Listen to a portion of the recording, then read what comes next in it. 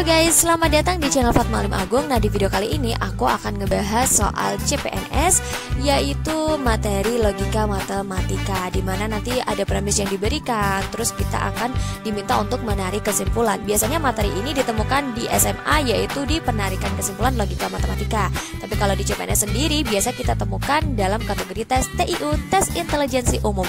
Oleh karena itu, kita perlu banget nih untuk mengetahui strateginya. Nah, kayak gimana videonya? Jangan lupa subscribe dulu yang belum, tinggalkan komentarnya dan juga share. Semangat belajar. Diberikan premis 1, semua anggota asosiasi harus hadir dalam rapat. Premis 2, sebagian anggota asosiasi adalah dokter.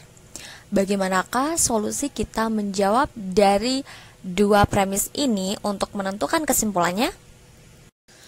Solusi dari soal tadi, kita tentukan dulu kategori apa yang ada di dalam premis. Ternyata ada 3 kategori ya. Yang pertama anggota asosiasi, yang kedua rapat, dan yang ketiga adalah dokter.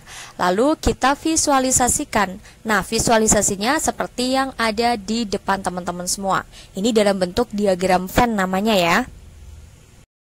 By the way, ini Baswe, karena gue orang matematika, jadi gue bakal ngebawa kalian juga ke dalam aura-aura matematika ya. Karena diagram Venn itu juga ada kaitannya sama matematika. Jadi di sini aku juga bukan cuma cerita aja, karena di sini aku kepingin ngajak teman-teman semua untuk lebih dekat lagi dengan matematika. Oke? Karena kalian udah sepakat untuk belajar, mari kita lanjut buat belajarnya. Tetap semangat ya. Semua anggota asosiasi harus hadir dalam rapat. Nah, kita akan arsir nih daerah yang justru bukan menjadi premis yang pertama.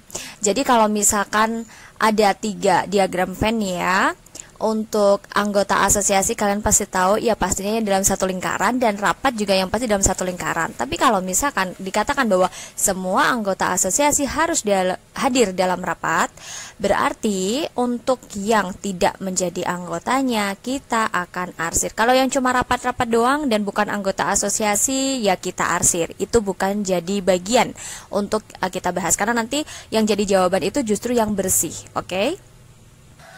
Dari premis pertama tadi kita udah dapat diagram Venn-nya, dimana tadi sudah saya katakan bahwa jawabannya akan ada di daerah yang bersih. Jadi yang diarsir itu justru bukan jawaban. Nah, karena tadi kita sudah seleksi ya bahwa yang diarsir itu bagian rapat aja gitu ya, karena tadi kan dikatakan bahwa semua anggota asosiasi harus hadir dalam rapat. Nah, jadi kalau yang cuma rapat-rapat aja dan bukan anggota asosiasi, jadi itu tidak menjadi pilihan jawaban kita. Jadi kita arsir tuh karena bukan anggotanya.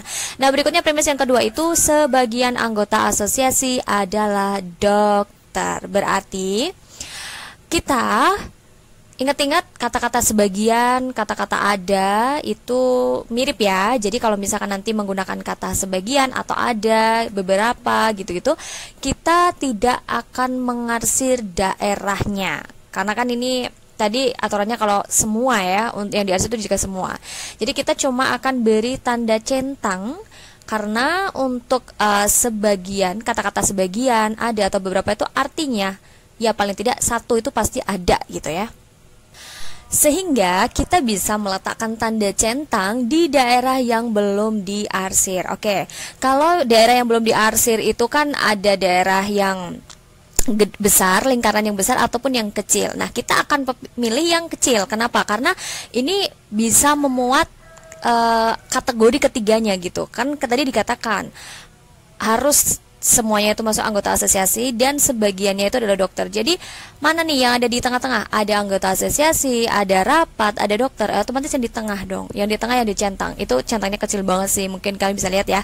Jadi kita nggak bisa ngegeser centangnya itu ke bagian yang anggota asosiasi dengan yang dokter aja. Karena itu nanti dapatnya cuma 2 daerah itu, nggak ikut rapat. Jadi harus anggota asosiasi, rapat, dan juga dokter juga. Nah, apa yang dapat kita simpulkan? Kesimpulannya adalah karena kita cuma memberikan centang itu ya hanya di lingkaran yang kecil aja, maka kita bisa katakan bahwa ini sebagian. Jadi kalimatnya udah bukan semua lagi, karena kalau semua tuh pasti ya semua gitu kan, satu lingkaran penuh. Ini kan enggak. Ini kan cuma lingkaran yang kecil aja itu ya. Bagian dari lingkaran yang kecil bahkan gitu. Jadi kesimpulannya adalah sebagian peserta rapat adalah dokter. Nah, jadi dari soal yang diberikan jawaban yang tepat yaitu yang C. Sebagian peserta rapat adalah dokter. Oke, mungkin ada yang protes. Waduh, soal cuma satu, jawabannya panjang banget. Nah, gini. Di sini kan saya menjelaskan ya. Jadi kalau misalkan namanya orang menjelaskan, itu basicnya adalah membuat kalian paham. Jadi namanya orang ngebuat paham itu ya pasti ada cerita, ada alur, ada proses untuk membuat kalian paham dengan konsep. Kalau percaya deh, kalau misalkan kalian udah paham sama konsepnya, kalian bakal cepet kok untuk ngerjain soal ini. Atau mungkin kalian bisa pakai triknya. Jika ada kata-kata semua, ada kata-kata sebagian, maka pasti jawabannya yaitu yang sebagian. Jadi untuk yang kategori semua, itu udah nggak pasti jadi jawaban. Jadi coret aja semuanya. Jadi yang ada kata sebagiannya ya cuma yang C. Karena kita sedang belajar konsep, jadi dari soal yang sederhana ini kita harus mengotak-atik atau kita cari nih kira-kira trik apa yang ada. Jadi nanti ketika ditemukan soal yang lebih sulit, kita pasti bisa.